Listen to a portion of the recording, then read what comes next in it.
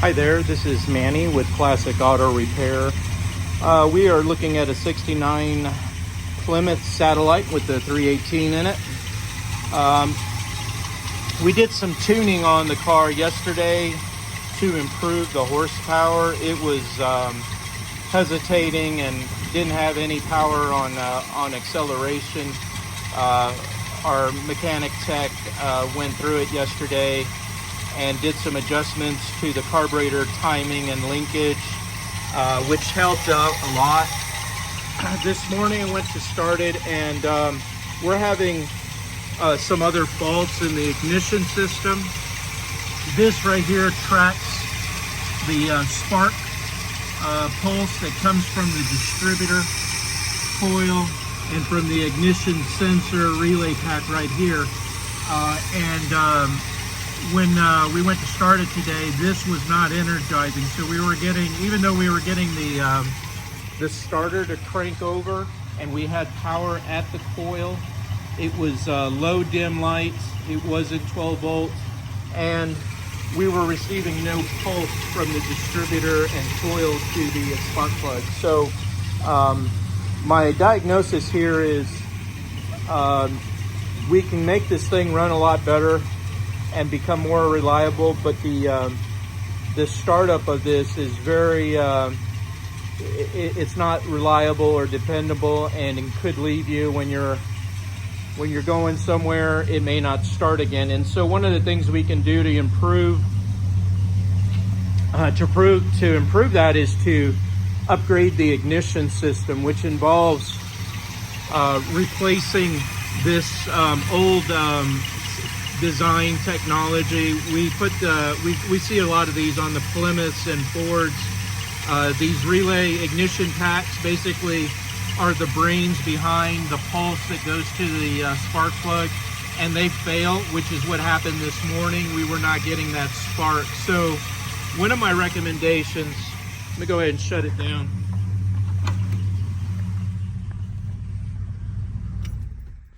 One of my recommendations will be to go ahead and upgrade the ignition system, which involves, and I'll price it out, putting a replacement distributor which doesn't use that same technology. It's an improved one. Like new cars, it uses a magnetic pickup, and it's driven by better tech that provides that pulse. So this is eliminated over here.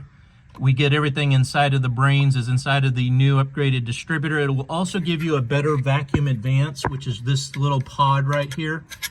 We tested it, but we got very little movement under load. So you're not gonna see the performance gains you would with the new distributor and a new vacuum advance connected correctly.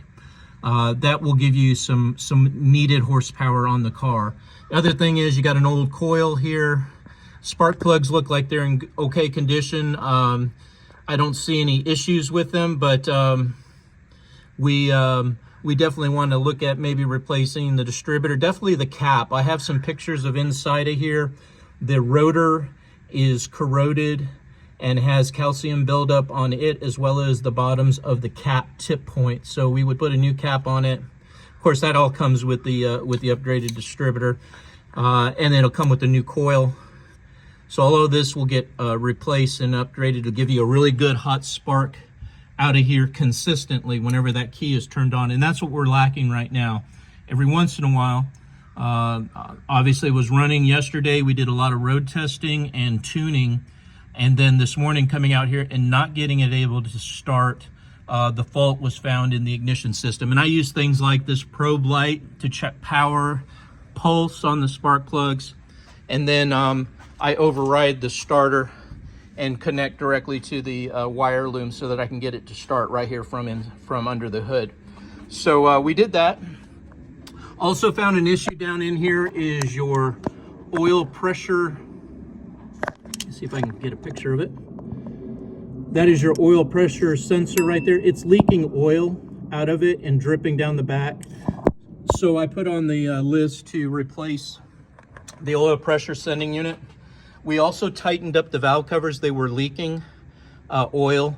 So we went ahead and did that. Locked down, torqued them down to the proper spec. They get dried out with time.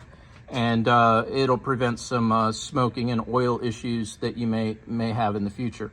So right off the bat, that's kind of what we're looking at. Now this is an aftermarket carburetor. It's an Edelbrock carburetor and intake manifold. This isn't what the car came with. And as a result, trying to hook up original linkage, your fuel, which is to your accelerator pedal, and the kickdown, which is for your passing gear on the transmission, all of this is original here on the back side, but on the front side, you got some adapters and things are not connected in the right location. This should be on the bottom side, and it creates the right geometry to push under acceleration. When the gas pedal is pushed down, this rod is supposed to apply pressure, and the way that this is all designed, it's never going to work that way. It's just not going to apply the right pressure to the transmission and allow it to pressurize the pump, which allows it to shift down a gear when you push on that gas pedal hard. We were not able to successfully get it to do it under our road testing, and we did try to do some adjustments here, but it's not going to allow. I did some research online, and I did find that Mopar has an aftermarket linkage kit that will allow us to replace all of that linkage there for an upgraded carburetor like we have in this application. So that'll take care of that issue. Before I do that and go through the time and expense of replacing those parts, this morning, again, not being able to get it to run, I'm running behind on schedule, but this morning my schedule was to go drive the car right now after it's been tuned up so that I can see how it's performing, give me a baseline, and then I'm going to put it on the lift and wire the kickdown rod, which is this kickdown rod right here, wire it into the fully applied, as if you were under full gas acceleration, to see if I can get the transmission to engage the kickdown gearing. And if it does, then I know that the fix is going to be replacing the linkage. If under that manual wire, when I do this test and I wire the rod in full, or the lever in full application mode, if we don't get that gear, then we know there's an internal problem with the transmission, and then we can kind of go down that path and give you a solution there as well. So I kind of wanted to give you a quick update of where we are on the car.